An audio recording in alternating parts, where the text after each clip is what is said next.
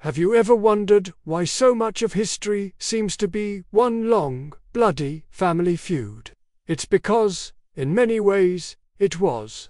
From the rolling hills of England to the vast plains of Asia, the world we know today was forged in the fires of dynastic conflict. These weren't just squabbles over who gets the bigger room in the castle.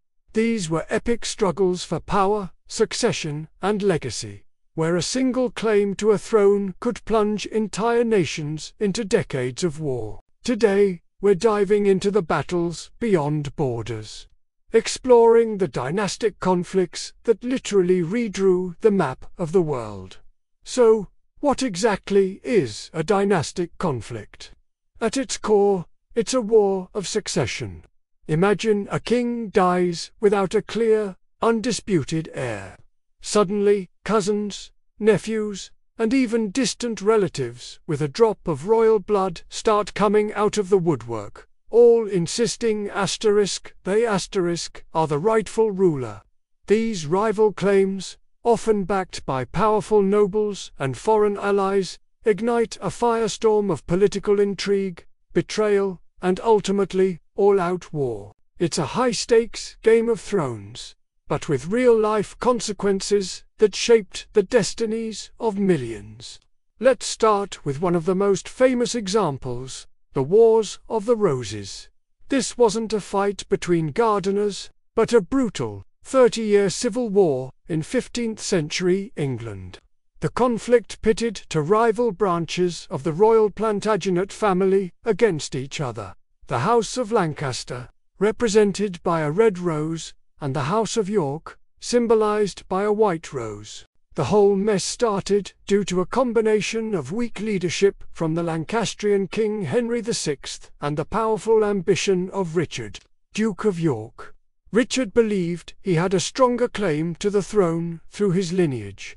What followed was a dizzying series of battles, betrayals, and kings being deposed, imprisoned, and killed. The throne changed hands multiple times, with figures like the formidable Edward IV and the infamous Richard III leaving their bloody marks on history. The war only ended in 1485 at the Battle of Bosworth Field, when Henry Tudor, a Lancastrian claimant, defeated and killed the Yorkist king, Richard III. Henry then cleverly married Elizabeth of York, uniting the two warring houses and founding the Tudor dynasty. This conflict not only devastated the English nobility, but also paved the way for a more centralized, powerful monarchy under the Tudors, setting England on a new course. Now, let's journey across the English Channel to France, for an even longer and more sprawling conflict, the 100 Years' War. While often framed as a national war between England and France, its roots lie firmly in a dynastic dispute. In 1328, the French king, Charles IV, died without a male heir. The French nobles, citing something called Salic law, which barred inheritance through a female line, chose Philip of Valois to be their new king. But there was a problem. The English king, Edward III, was the son of Isabella, Charles IV's sister. He argued that his claim, through his mother, was superior. So, what did he do? He declared himself the rightful king of France, and for the next 116 years, England and France were locked in a devastating war. This conflict saw legendary battles like Crécy, Poitiers, and Agincourt, where English longbowmen dominated French knights. It also gave rise to one of history's most iconic figures, Joan of Arc, a young French peasant girl who claimed divine guidance and led the French army to pivotal victories, turning the tide of the war. Although she was tragically captured and executed, her inspiration fueled a French resurgence. By 1453, the English had been pushed out of all their French territories except for the port of Calais. The war exhausted both kingdoms, but it had a profound impact.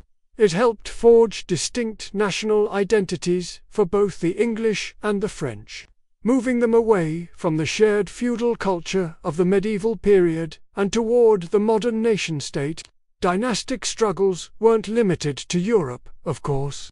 Let's travel east to the vast Mughal Empire in India during the 17th century. The Emperor Shah Jahan, the very same man who built the magnificent Taj Mahal as a testament to his love, had 4 sons: Dara Shukor, Shah Shuja, Aurangzeb and Murad Baksh. Unlike European monarchies with their laws of primogeniture where the eldest son inherits everything, Mughal succession was often a brutal free-for-all. The principle was, essentially, may the strongest son win. As Shah Jahan fell ill in 1657, his sons didn't wait for him to die. They immediately raised armies and went to war with each other. Dara Shukor, the eldest and his father's favorite, was a scholar interested in religious harmony. Aurangzeb, the third son, was a brilliant military strategist and a devout, orthodox Muslim.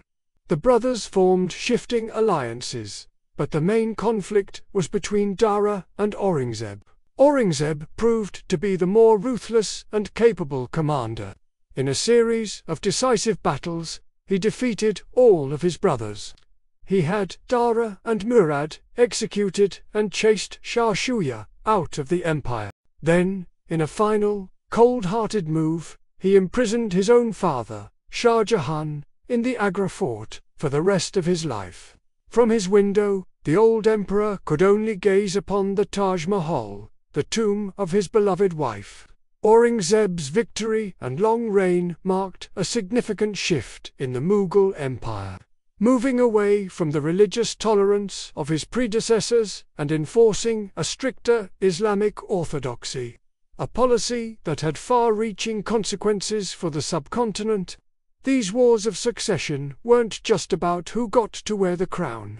They were catalysts for massive change. The Wars of the Roses led to the Tudor dynasty and a stronger English state.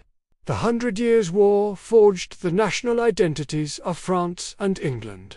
The Mughal War of Succession drastically altered the religious and political landscape of India.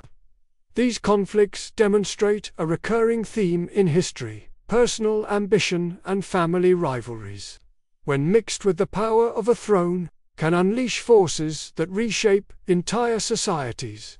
They spill across borders, devastate generations, and yet, paradoxically, they also build nations and define historical eras. Think about the Spanish War of Succession in the early 1700s, when the last Habsburg king of Spain died childless.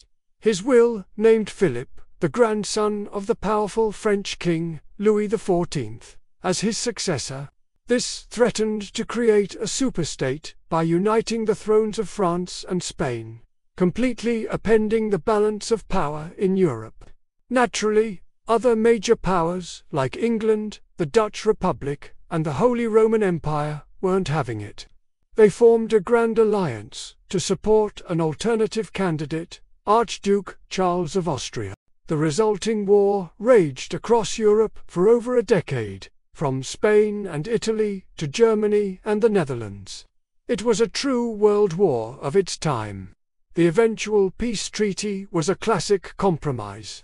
Philip got to be king of Spain, but he had to renounce any claim to the French throne.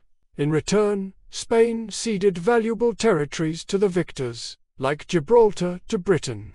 This conflict is a perfect example of how a dynastic issue within one country could instantly become an international crisis, drawing in all the major players and redrawing the political map of the continent. The stories are endless, from the succession struggles in the Roman Empire, known as the Year of the Four Emperors, to the internal conflicts that weakened the Mongol Empire after the death of Genghis Khan.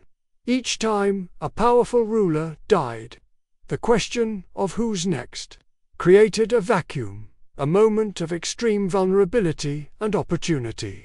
Ambitious nobles, rival family branches, and opportunistic neighboring states would all leap at the chance to press their claims or expand their influence. The common people, of course, were the ones who paid the price, suffering through the devastation of war, famine, and instability. Yet, from this crucible of conflict, new dynasties, new nations, and new world orders were born. The lines on our modern maps, the languages we speak, and the very identities of our countries are, in many ways, the echoes of these ancient, bloody family feuds. It's a powerful reminder that history is not just a series of abstract events. It's a deeply human story, driven by the same ambitions, jealousies, and desires for power and legacy that drive us today. Thank you so much for joining me on this journey through history's most epic family showdowns. If you found this fascinating, please hit that like button and subscribe to the channel for more deep dives into the past. Let me know in the comments which dynastic conflict you find most interesting. Until next time, stay curious.